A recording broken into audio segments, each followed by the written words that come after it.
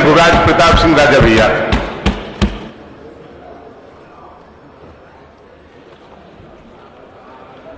माननीय अधिष्ठाता महोदय, सूखा और बाढ़ पे चर्चा जो हो रही है, एक तो ये अजीब स्थिति है कि प्रदेश में एक तरफ सूखा और एक तरफ बाढ़ एक साथ एक ही वर्ष आया है। तो पहले तो मैं सरकार को धन्यवाद दूंगा कि आपने इस चर्चा को स्वीकारा और मुख्य रूप से कृषि, बिजली, पर्यावरण और सिंचाई, इन 4 मंत्रालयों से संबंधित ये चर्चा है और ये समस्या है। श्रीमान, अगर कृषि मंत्री यहां उपस्थित होते तो और अच्छा होता। उत्तर प्रदेश की 65% आबादी खेती पे निर्भर है और इसलिए ये चर्चा और भी आवश्यक हो जाती है। कल भी इस चर्चा को हम सुन रहे थे, माननीय कृषि मंत्री, माननीय जल शक्ति मंत्री की ओर से उन्होंने कहा कि साहब नहरों में टेल तक पानी जा रहा है, जो कि सत्यता से परे है। इसको सत्ता पक्ष के विधायक और चाहे प्रतिपक्ष के विधायक इस चीज को मानेंगे। अपने अपने क्षेत्रों में जाएं, टेल तक पानी नहीं जा रहा है, बहुत सुधार की आवश्यकता है। मेरे यहाँ भी मानिकपुर रजवाहा, हीरागंज रजवाहा है। पूरे प्रयास के बावजूद हमको ये कहने में कोई झिझक नहीं है कि हम लोग उसके टेल तक पानी अनेक पत्राचार, अनेक प्रयासों के बाद भी नहीं पहुंचा पाए।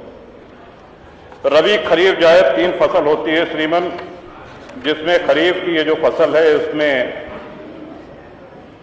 वर्षा की भूमिका सबसे महत्वपूर्ण होती है। आपने देखा होगा कि अगर ट्यूबवेल से या नहरों से धान की फसल को पानी पहुंचा भी दिया जाए और कड़क घाम हो रहा है, धूप हो रही है, तो फसल पीली पड़ने लगती है। इसके लिए ह्यूमिडिटी, इसके लिए नमी की आवश्यकता होती है। लेकिन प्रकृति के प्रकोप के बावजूद बहुत से ऐसे कदम हैं जिनको उठा करके हम काफी हद तक सूखा और बाढ़ से अपने प्रदेशवासियों को, किसानों को राहत दे सकते हैं। जब हम सूखा की बात करते हैं तो बात सिर्फ फसलों में पानी न पहुंचने की ही नहीं होती है, बल्कि घटते हुए जल स्तर पे भी निरंतर हमारा ध्यान होना चाहिए, उसके निदान, उसके खोज। आज कई ट्यूबवेल हैं जो पानी छोड़ दे रहे हैं, आज छोटे हैंडपंप हैं जो बेकार हो गए हैं।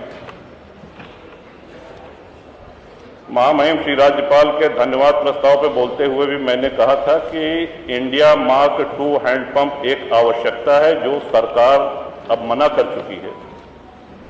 अगर गांव में स्वच्छ पेयजल उपलब्ध है तो उसका पूरा श्रेय सिर्फ इंडिया मार्क II को जाता है। शायद ही गांव में कहीं कोई कुएं होंगे जिनका पानी पीने योग्य होगा, न के बराबर।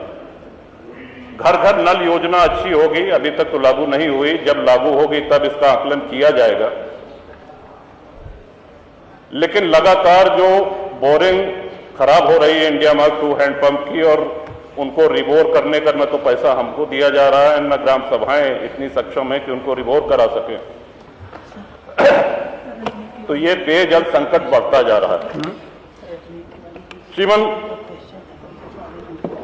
पर्यावरण की जहां तक बात की जाए, वृक्षारोपण बहुत जरूरी है, हम सबको सिखाया गया है और यही जुलाई अगस्त का महीना है कि व्यापक पैमाने पर सरकारी विभाग माननीय मंत्री से, माननीय मुख्यमंत्री जी से, सभी नेताओं से वृक्षारोपण का एक समारोह जैसा मनाया जाता है, फोटो खींचती है।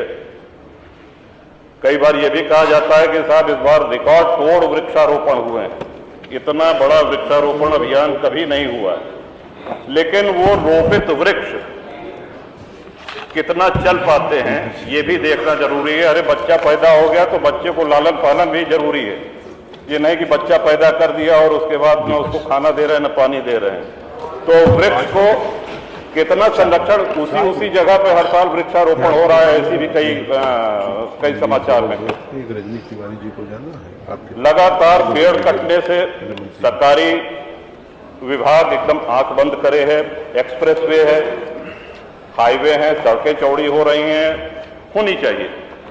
लेकिन जो पेड़ कट जा रहे हैं वो देसी आम के हैं, महुआ के हैं, वो हमारी पीढ़ी अब अपने जीवन में वो पेड़ नहीं देख पाएगी। छायादार वृक्ष आज सड़क के किनारे बहुत आवश्यकता है इसकी, थोड़ा बहुत किया भी जा रहा है, लेकिन फिर वही समस्या आती है कि जो वृक्ष हम रोपित कर रहे हैं उनमें से कितने पेड़ तैयार हो रहे हैं, छाया कितने दे रहे हैं। शहतूत है, पाकड़ है, महुआ है, देसी आम है, ये सब प्रजाति, इसमें चिड़िया भी बैठती हैं, इसके फल भी चिड़िया खाती हैं। तो इन वृक्षों को प्राथमिकता दी जानी चाहिए और यूकलिप्टस जैसे पेड़ जो लगातार जल स्तर को नीचे करते हैं, इन पेड़ों पे प्रतिबंध लगना चाहिए। यूकलिप्टस के वृक्षों पे न उस पे चिड़िया घोंसला बनाती है, न बसेरा लेती है, और वो पानी का जल स्तर बहुत नीचे कर देता है। श्रीमान, बिजली की समस्या सभी माननीय सदस्यों ने उठाई। हम इसमें नहीं जाना चाहते कि 16 घंटे है कि 18 घंटे है, लेकिन ये बात सही है कि लगातार ट्रांसफार्मर जल रहे हैं, उनको शीघ्र बदलने की व्यवस्था आपके माध्यम से मैं अनुरोध करूंगा कि माननीय ऊर्जा मंत्री इसका संज्ञान लें। और जो छापेमारी हो रही है, सही बात है कुछ लोग कटिया लगाते हैं, लेकिन ये हमेशा से लगाते रहे, उनके खिलाफ कार्रवाई हो। लेकिन जिस तरह की कार्रवाई हो रही है उससे सरकार के पक्ष में संदेश नहीं जा रहा है, आम जनमानस परेशान हो रहा है।